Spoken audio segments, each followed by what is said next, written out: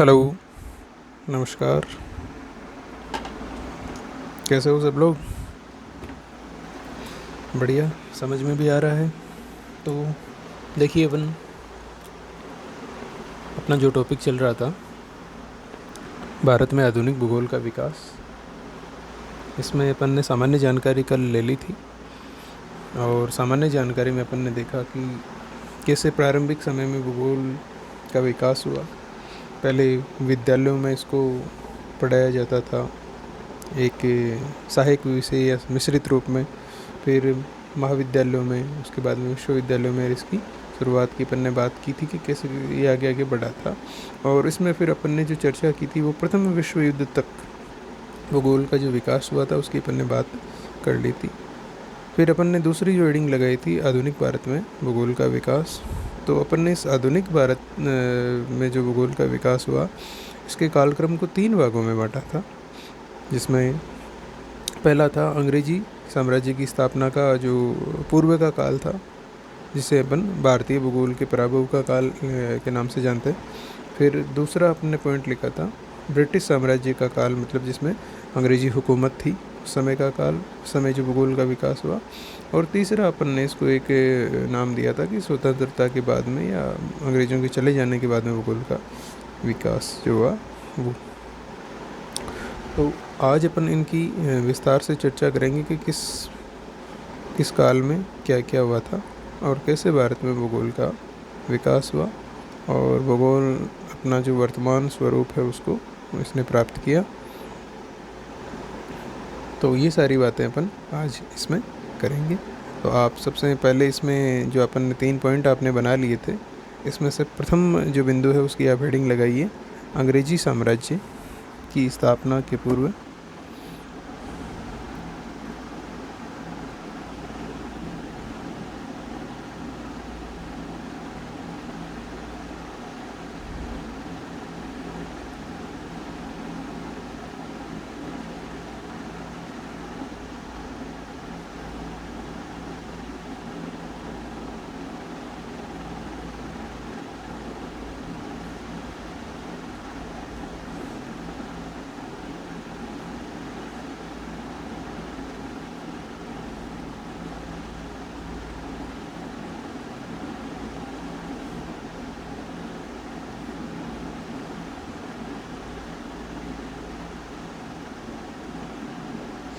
ठीक है, हेडिंग लगा लीजिए, इसकी अपन बात करते हैं।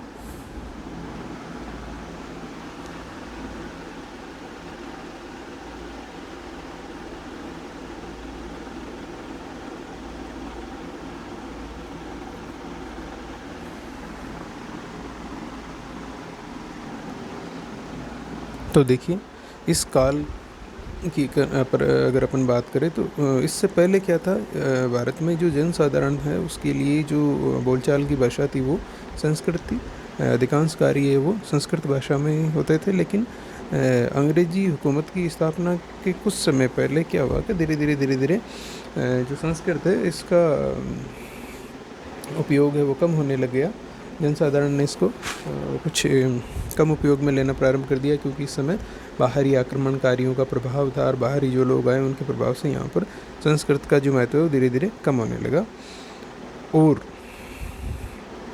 इसका एक नुकसान ये हुआ कि प्राचीन जो भारतीय जो भूगोलविद तो नहीं कह सकते अपन, लेकिन जो ज्ञानी पुरुष थे उन्होंने जो भी अपने ज्ञान भूगोल के संदर्भ में जो थे उनको संस्कृत भाषा में लिख रखा था। और धार्मिक ग्रंथों के रूप में हालांकि विद्यमान थे, लेकिन इनमें भौगोलिक ज्ञान विद्यमान था। लेकिन इस काल में क्या हुआ कि जब संस्कृत भाषा उपयोग में कम ली जाने लगी, तो जो किताबों में उनके द्वारा जो उनके ग्रंथों में लिखा हुआ जो ज्ञान था वो जन सामान्य की पहुंच से दूर होता गया। और जो ये ग्रंथ थे इनको वैज्ञानिक, हालांकि वैज्ञानिक ग्रंथों के रूप में थे, लेकिन इनको लोगों के द्वारा फिर धार्मिक ग्रंथ के रूप में देखा जाने लगा। तो इससे क्या हुआ कि एक तो संस्कृत से लोग कट गए और एक धार्मिक ग्रंथों के रूप में उन ग्रंथों को देखने लगे, तो जो भौगोलिक ज्ञान था उससे इनकी दूरी बनती चली गई। और जब इसके बाद में 1600 ईस्वी में जब ईस्ट इंडिया कंपनी की भारत में स्थापना हुई, तो इसके बाद तो ये अपन ये कह सकते हैं कि भारतीय जो विद्याएं थी वो एक तरह से नष्ट ही हो गई, और केवल जो भारतीय विद्याएं थी वो केवल कुछ लोक कथाओं या लोक कलाओं या लोक गीतों में ही रही। बाकी प्रत्यक्ष रूप से जो शोध कार्य हो रहे थे वो रुक गए इस समय में। तो इस समय में अगर अपन ये कहें कि भारतीय जो विद्याएं थी वो एक तरह से नुकसान हुआ इनको और ये कमज़ोर हुई, तो ये काल है वो इसी प्रकार का एक काल रहा। ये अपन इनको भारतीय विद्याओं के पराभव का समय भी कह सकते हैं, क्योंकि इसमें ये अन्य कलाओं के अधीन हो गई थी।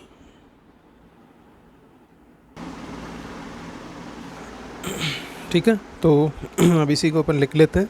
आप लिखिए इसमें।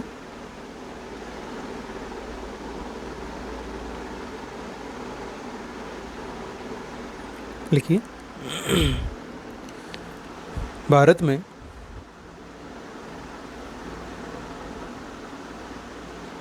अंग्रेजी सत्ता की स्थापना होने से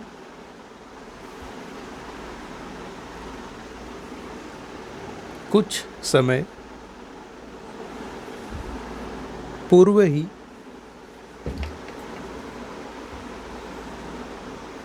अंग्रेजी सत्ता की स्थापना होने से कुछ समय पूर्व ही स्थितियां कुछ इस प्रकार की बनी कि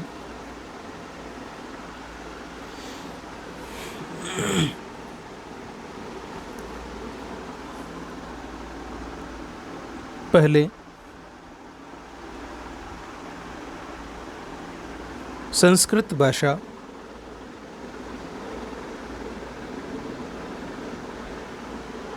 जन सामान्य की भाषा थी, जो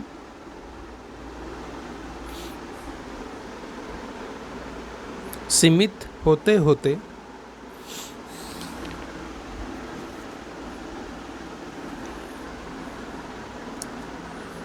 केवल कुछ लोगों तक ही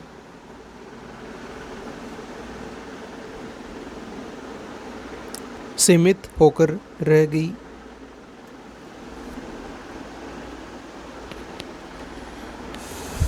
और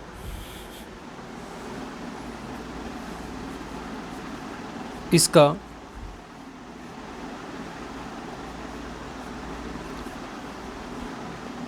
परिणाम नकारात्मक रहा,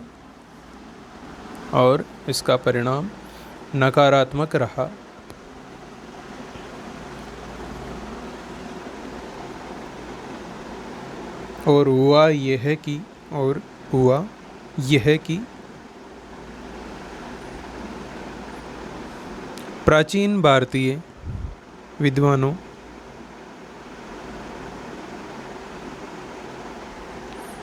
के द्वारा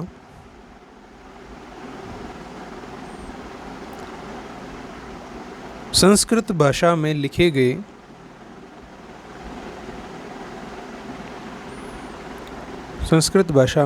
गए वैज्ञानिक तथ्य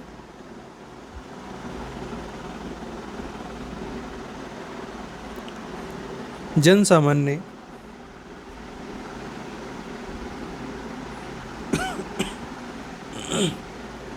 की पहुंच से दूर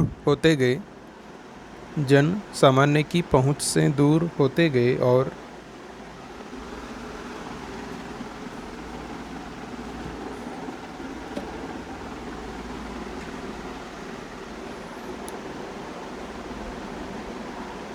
इन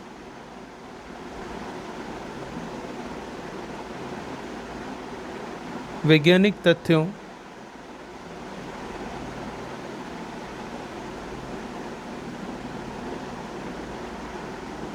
के ग्रंथों को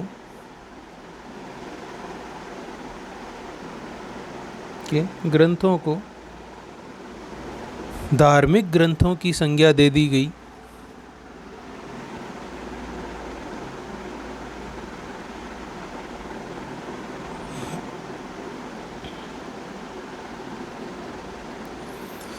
इसके पश्चात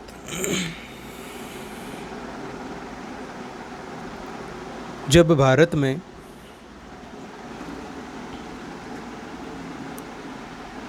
ईस्ट इंडिया कंपनी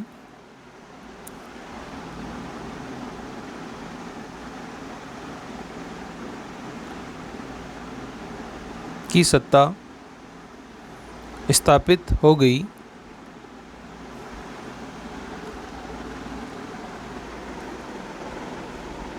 उसके बाद तो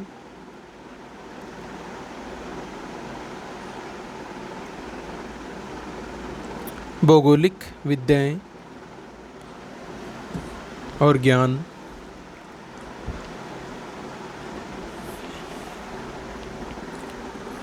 का प्रसार और विकास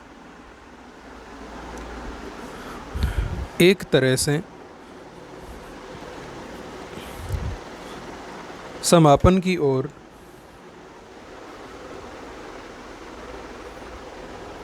अग्रसर होने लगे।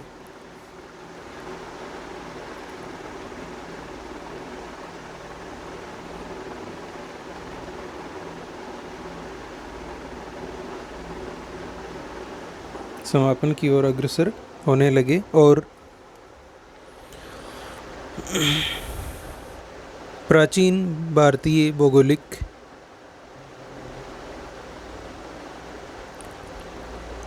ज्ञान केवल मात्र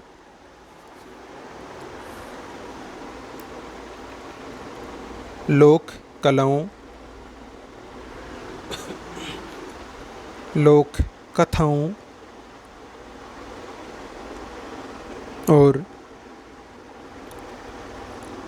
लोक गीतों में जीवित रहा, लेकिन शोध कार्य लगभग रुक से गए मतलब लगभग समाप्ति की ओर हो गए, रुक से गए और विकास अवरुद्ध हो गया।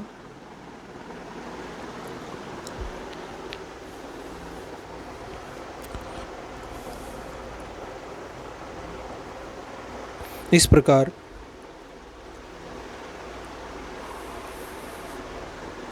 अंग्रेजी साम्राज्य की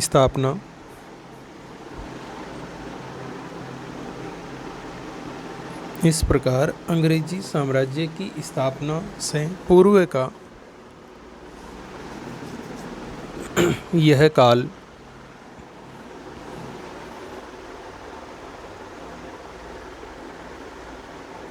भारतीय भौगोलिक ज्ञान के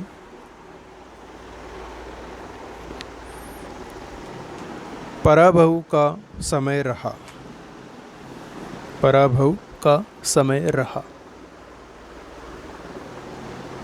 ठीक है, तो ये स्थिति रही अंग्रेजी साम्राज्य की स्थापना से पहले भारत में। और इस प्रकार से भूगोल का जो प्राचीन विद्याएं, जो अपना ज्ञान था, उसका उपयोग भी अपन यहाँ पर नहीं कर पाए। और अपने जो धार्मिक, जो अपने वैज्ञानिक तथ्यों के जो ग्रंथ थे, जिनको पुराने समय में विद्वानों ने जिसको एक ज्ञान के रूप में एकत्रित किया था, उनको केवल धार्मिक ग्रंथों का नाम दे दिया गया, धार्मिक ग्रंथों का दर्जा दे दिया गया और उसको जन सामान्य की पहुंच से दूर कर दिया गया। ठीक है, तो ये बात आपकी समझ में आ गई होगी। तो ये पहला पॉइंट अपना कंप्लीट। अब आगे देखते हैं।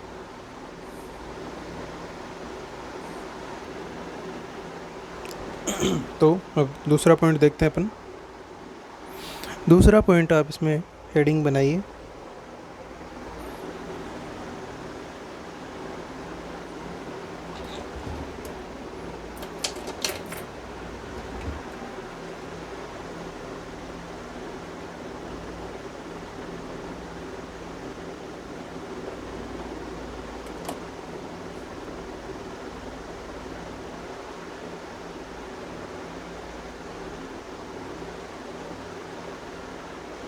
ब्रिटिश साम्राज्य का काल, इसमें क्या हुआ इसकी बात करते हैं। देखिए, ब्रिटिश साम्राज्य की काल की अगर अपन बात करें तो ईस्ट इंडिया कंपनी के आने से पहले की तो अपन बात कर ही चुके हैं। लेकिन जब ईस्ट इंडिया कंपनी का आगमन हो गया और इसके बाद भारत में जो सत्ता है वो अंग्रेज़ों की स्थापित हो गई,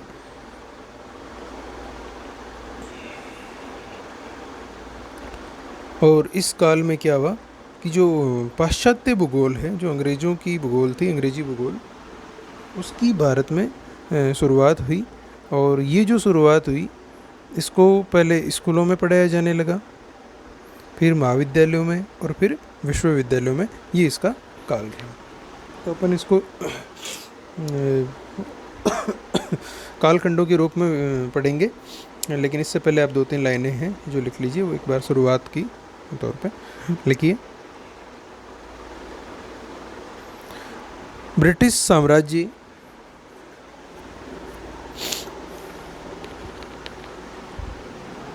काल में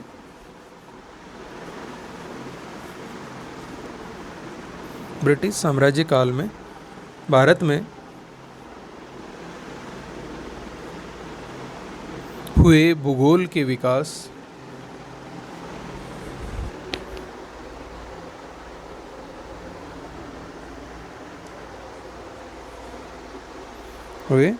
के काल को अंग्रेजी भूगोल की स्थापना का काल भी कहा जाता है।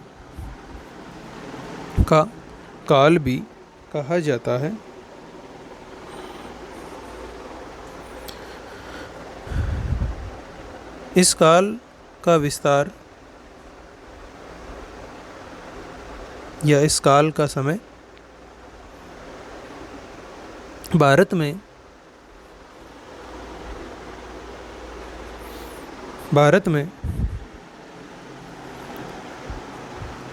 ईस्ट इंडिया कंपनी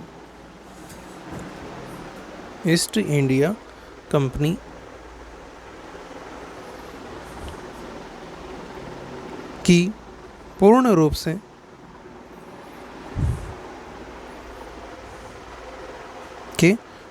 से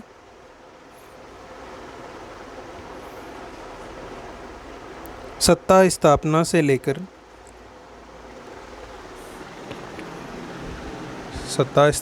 लेकर भारत की आज़ादी के समय तक माना जाता है।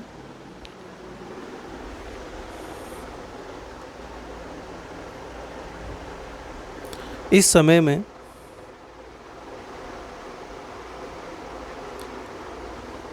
में भारत में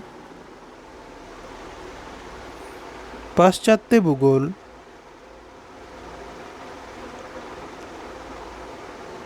के अध्यापन की शुरुआत हुई।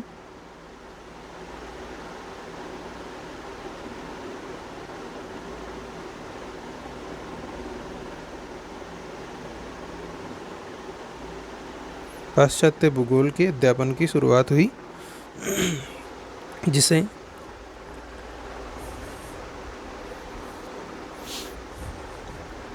अध्ययन की सुविधा के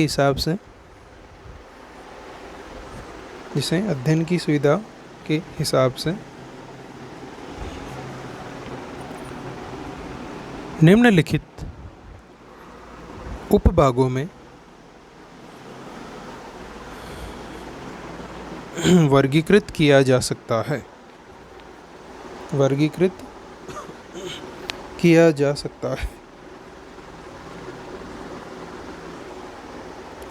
नंबर 1,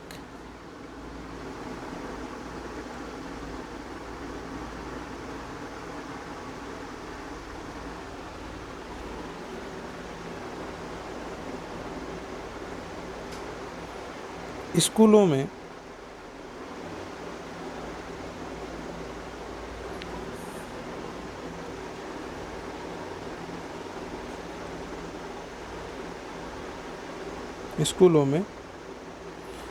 पाश्चात्य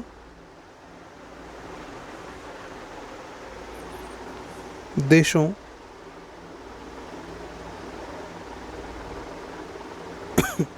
की तर्ज पर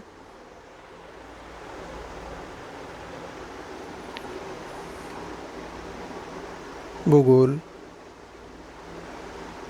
का अध्यापन। ठीक है।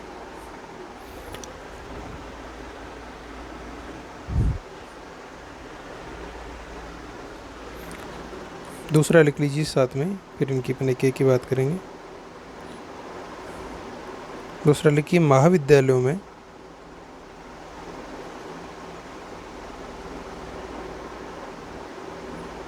पाश्चात्य देशों की तर्ज पर भूगोल का अध्यापन। महाविद्यालयों में पाश्चात्य देशों की तर्ज पर भूगोल का अध्यापन।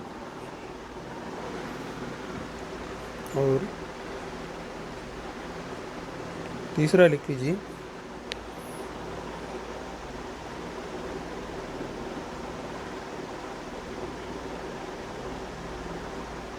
विश्वविद्यालयों में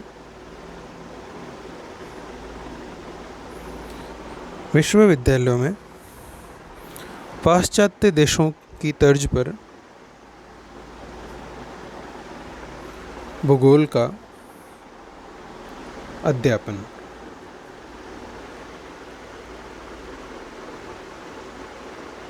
ठीक है। तो ये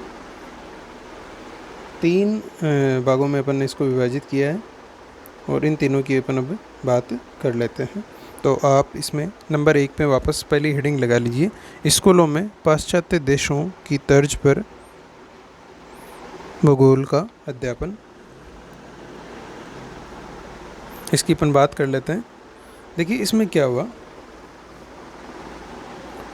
कि इस भारत में इस समय से क्या होने लगा कि जो शिक्षा है उसका अंग्रेजीकरण होने लगा। मतलब अपन ये कह सकते हैं जो अंग्रेज़ों के द्वारा जो पाश्चात्य देशों में जो शिक्षा दी जाती थी उस हिसाब से अपने यहाँ पर शिक्षा दी जाने लगी, शिक्षा की शुरुआत की जाने लगी। और छोटी कक्षाओं और बड़ी कक्षाओं, जिसमें अपन ये कह सकते हैं कि जो सीनियर है और जो सेकेंडरी है, उन स्तरों पर जो कैम्ब्रिज विश्वविद्यालय या कैम्ब्रिज जो स्कूलें थी वहाँ की जो पढ़ाई का जो तरीका था उसके अनुरूप यहाँ पर शिक्षा दी जाने लगी। और जो सीनियर जो क्लास थी अपने यहाँ की उसको इंटरमीडिएट कक्षा के नाम से जाना जाने लगा। और सबसे पहले अगर देखा जाए तो कलकत्ता, मुंबई, चेन्नई में इस प्रकार के विद्यालय है वो खोले गए। ठीक है। तो ये क्या हुआ था, स्कूलों में पाश्चात्य शिक्षा की अपन शुरुआत या अध्ययन को इसको इसके अंतर्गत रख सकते हैं। तो अपन इनके बारे में अब बात करेंगे अगली कक्षा में, क्योंकि आज अपना समय समापन की ओर है। तो कल से अपन यहाँ से इसकी शुरुआत करेंगे, इसके बारे में कल लिखेंगे। आज के लिए आपके लिए इतना ही। और एक बात, जो भी आप लिख रहे हो, पढ़ रहे हो, उसको एक बार जब टाइम मिले तो एक बार पूरे की एक बार रीडिंग कर लीजिएगा, क्योंकि इजी टॉपिक है सारे के सारे। मेरे को नहीं लगा कि कोई सा भी ऐसा हार्ड है जिसमें आपको कुछ रटने की ज़रूरत है। सामान्य सी आप एक बार रीडिंग कर लेते हो, 7-8 दिन से एक बार अगर पूरे को देख लेते हो तो सामान्य है। लगभग अभी 20-25 पेज लास्ट हुए होंगे, तो ये आप लगभग 1 घंटे में आप ही सारा इसको रिकवर कर सकते हो। तो इसको एक बार देखते रहे ताकि आपके आगे इसकी याद करने की दिक्कत है वो नहीं। ठीक है। तो आप सभी का धन्यवाद। मिलते हैं फिर अगली कक्षा में। पढ़ते रहें तब तक।